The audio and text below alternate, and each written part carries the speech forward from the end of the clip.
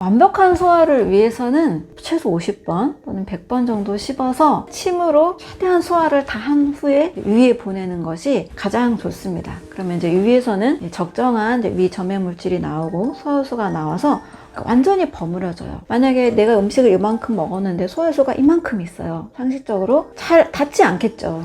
그러니까 이만큼 먹은 음식들이 잘 소화가 안 될 겁니다. 근데 물을 또 이만큼 먹게 되면 또 희석이 되니까 소화가 완벽하게 됐다라는 그 깔끔한 느낌이 없습니다. 어떨 때 소화가 완전히 됐다라는 느낌을 받게 되냐면 이런 경험 해보셨을지 모르겠는데요. 단식을 하고 나서 보식을 할 때 굉장히 조심해서 식사를 합니다. 저도 열흘간 단식을 하고 보식을 한 경험이 있는데 보식할 때 딱 두 종류 먹어요. 단식은 정말 양면의 칼날과 같아서 굉장히 좋은 효과가 있는 반면 잘못 이 보식을 하거나 잘못하게 되면 굉장히 또 부작용이 또 강합니다. 아무나 쉽게 하면 안 되는데 보식을 할 때 아주 단순한 이 잡곡밥에다가 나물을 한 종류 먹습니다. 그리고 100번을 씹게 트레이닝을 받아요. 100번을 씹습니다. 그러면 입에서 정말 거의 물처럼 돼요. 그랬을 때 삼킵니다. 자, 이렇게 100번을 씹고 삼키게 되면 위에서 부담이 하나도 없어요.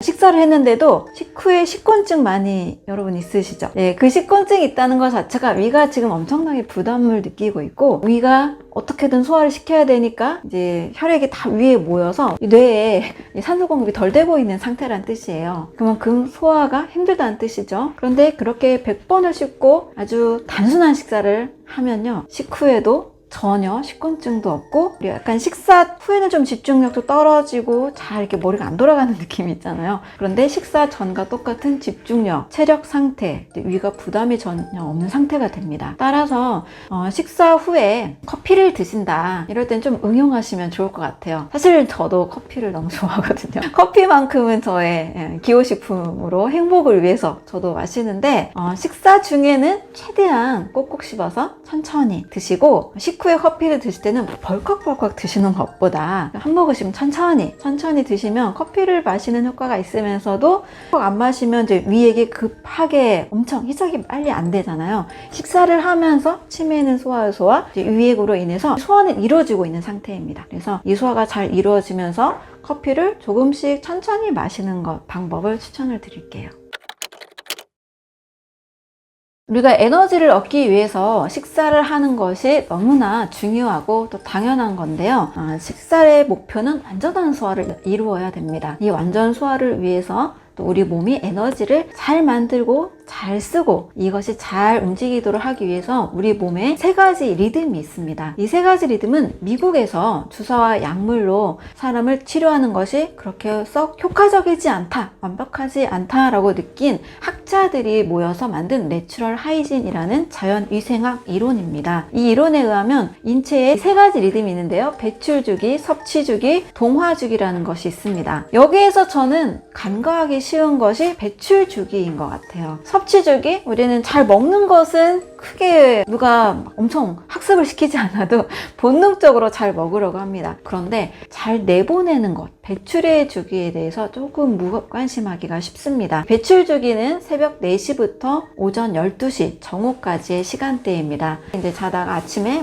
빠르면 6시, 7시 이렇게 일어나잖아요. 아침 기상 시간이 포함되어 있는 시간대입니다. 아침에 일어나면 여러분 어디 먼저 가죠? 화장실을 먼저 갑니다. 내보내죠. 배출의 주기이기 때문에 자연스러운 인체의 리듬입니다. 자, 내보내고 나면 이제 수분이 쫙 빠져나가요. 또 밤새 최소 7, 8시간 동안 물 섭취를 하지 않았기 때문에 몸은 탈수 전 상태로 바뀌어버립니다. 자, 그래서 배출의 주기에 가장 좋은 것은 아침밥은 임금님처럼 화려하게 먹어라? 이거는 잘못된 거예요. 우리 몸의 리듬에 맞지 않습니다. 바로 수분 위주의 음식이 제일 좋습니다. 이 배출하는 게 아침 7시까지가 아니고요. 정오 12시까지입니다. 자, 12시까지는 우리가 밤새 약 12시간 정도는 소화기가 쉬었잖아요. 그래서 눈 뜨자마자 막 먹으면 이 소화기가 워밍업이 안 돼 있습니다. 눈 뜨자마자는 막 먹는 것보다는 아직은 배출의 주기이기 때문에 내보내는 것이 좋아요. 그래서 첫 번째로 가장 좋은 거는 물 한 잔 마시는 습관,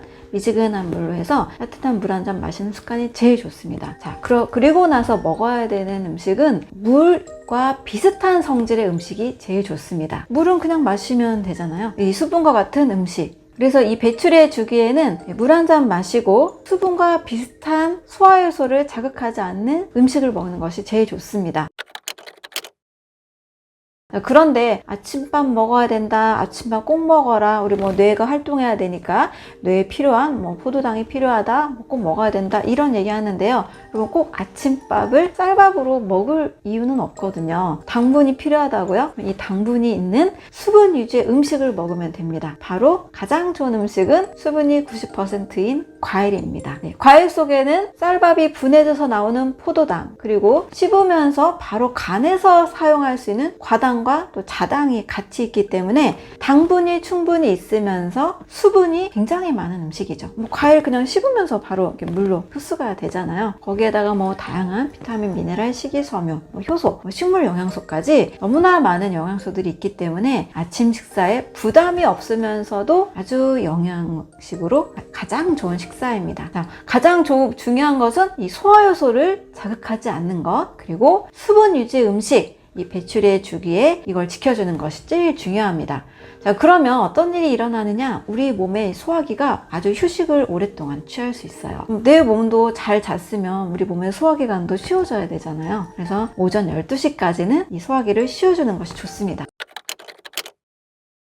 그리고 이렇게 간단한 물과 과일 위주의 식사를 하고 나면 이제 소화기가 깨어납니다. 이 깨어났을 때 비로소 소화효소를 잘 만들 수 있고 잘 움직일 수 있는 환경이 되는 거죠. 위도 위액이 잘 만들어져야 되고, 췌장에서도 소장에서도 이 소화효소를 계속 분비하고 만들어냅니다. 이런 소화기관들이 잘 일할 수 있는 시간대, 바로 섭취주기 정오 12시부터 저녁 8시입니다. 이 시간은 어떤 시간대인가요? 보통 우리가 점심 식사, 저녁 식사, 이 두 식사가 들어있는 시간대죠. 그래서 섭취주기입니다. 이 섭취주기에는 소화기관들이 잘 활발하게 일할 수 있도록 도와주면 돼요. 너무나 무리하게 과식하거나 또 너무 나쁜 음식, 정크푸드를 먹는다거나 또 너무 대충 먹지만 않으면 이 섭취주기에 적당한 식사법이 될 수 있습니다. 또 제가 어떤 식사가 좋은지를 말씀을 드릴게요. 최대한 자연의 음식 위주로 자연식을 하라는 것을 꼭 추천을 드립니다. 자, 그리고 저녁 8시부터 또 새벽 4시까지, 이때는 동화주기라고 합니다. 자, 동화라는 말은 이화의 반대, 이화는 쪼개지는 방향, 동화는 합성하는 방향으로 이해하시면 돼요. 우리가 점심, 저녁에 식사를 했잖아요. 이 음식이 들어오고 영양소들이 우리 몸에 이제 흡수가 됩니다. 자, 이 영양소들은 그냥 영양소 자체로 활동하는 게 아니죠. 우리가 포도당을 먹어서 포도당이 우리 몸을 구성하는 게 아니죠. 우리 몸은 다양한 영양물질을 가지고 머리카락도 만들어야 되고, 항상 머리카락 자라잖아요. 손톱도 만들어야 되고, 눈에 보이지 않는 다양한 신경 전달 물질, 호르몬, 또 날마다 적혈구도 계속 몇백만 개가 생성되고 소멸이 되고 있죠. 이런 식으로 온몸이 계속 세포 분열을 하고 있습니다. 소화기 점막도 손상될 수 있지만 다시 재생을 합니다. 온몸이 이렇게 재생을 하고 있기 때문에 이것이 잘 일어나는 환경이 동화주기를 잘 지키는 겁니다. 이 동화주기에는요, 이 저녁 8시부터 새벽 4시까지 이 8시간 동안에는 최대한 이제 잠을 잘 잘 수 있는 환경을 준비하고 또 숙면을 하면 됩니다. 특히 이 사이에 새벽 시간대인 밤 10시부터 새벽 2시까지, 이때는 멜라토닌이라는 호르몬이 많이 분비가 되는 시간대예요. 멜라토닌 하면은 색소 관련돼서 이제 이런 걸 들어보셨을 텐데, 숙면을 취하게 하는 호르몬입니다. 그리고 밤 사이에 우리 몸의 이 세포 성장과 분열, 또 암세포를 처리하는 것도 밤 시간에 일어나는데요. 이런 모든 활동들, 이 세포에 관련된 모든 활동들을 다시 리셋해주고 건강한 환경을 만들 수 있도록 도와주는 호르몬입니다. 멜라토닌 호르몬이 잘 나와야 이 아이들도 밤에 잘 자면 키가 쑥쑥 큰다고 하잖아요. 바로 이 동화작용 때 일어나는 일입니다. 그런데 이제 아이들이 감기 걸리고 잠을 잘 못 자고 그러면 또 성장이 잘 안 되잖아요. 이 멜라토닌 호르몬이 잘 작용하지 않기 때문입니다. 그리고 또 잠을 잘 못 자면 당뇨 환자들도 당 수치 조절도 잘 되지 않고, 암 환자들도 이 암세포가 이 면역력이 굉장히 떨어져서 암세포 면역 관해나 이런 것들이 잘 이루어지지 않게 되죠. 그래서 멜라토닌이 잘 분비가 되고 또 숙면하는 것이 굉장히 중요한 동화주기입니다. 그런데 우리가 밤에 가끔 유혹을 받죠. 야식의 유혹을 가끔 받습니다.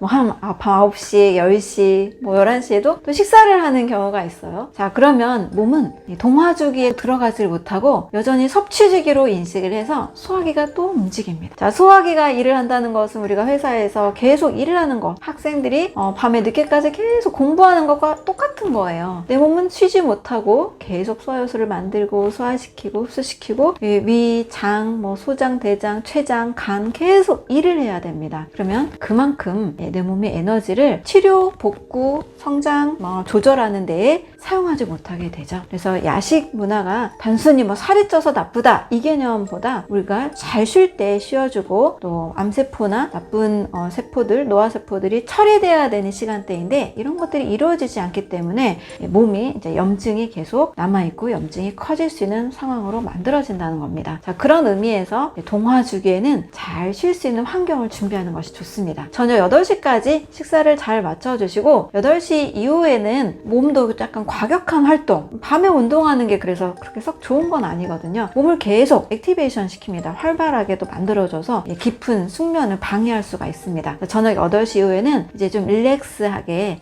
잠을 잘 잘 수 있는 환경을 만들어주면서 좀 조용한 환경, 편안한 환경, 이렇게 식사도 많이 하지 마시고 야식하지 마시고 아주 너무 배고프다 간단한 거, 간단한 그냥 소화 잘 되는 걸로 약간만 드시는 것을 추천을 드립니다. 이렇게 배출해주기, 섭취주기, 동화주기 이 리듬에 따라서 우리 몸을 잘 관리한다면 큰 병은 절대 없을 거예요. 이 리듬을 무시하고 배출해주기 때 잘 내보내야 되는데 잘 내보내지 못해 변비 같은 경우 이런 일이 있을 수 있겠죠. 이럴 때 집에 하수구가 막힌 것처럼 큰 문제가 일어나게 되고 섭취주기 이때 비로소 소화를 잘 시킬 수 있는데 이때 또 식사를 안 해. 밤에 너무 늦은 시간에 먹어. 동화주기가 또 방해가 되겠죠. 너무나 지나치게 불규칙적인 생활을 지향하고 이 리듬에 맞는 생활을 한다라면 훨씬 더 지금보다 건강할 수가 있습니다.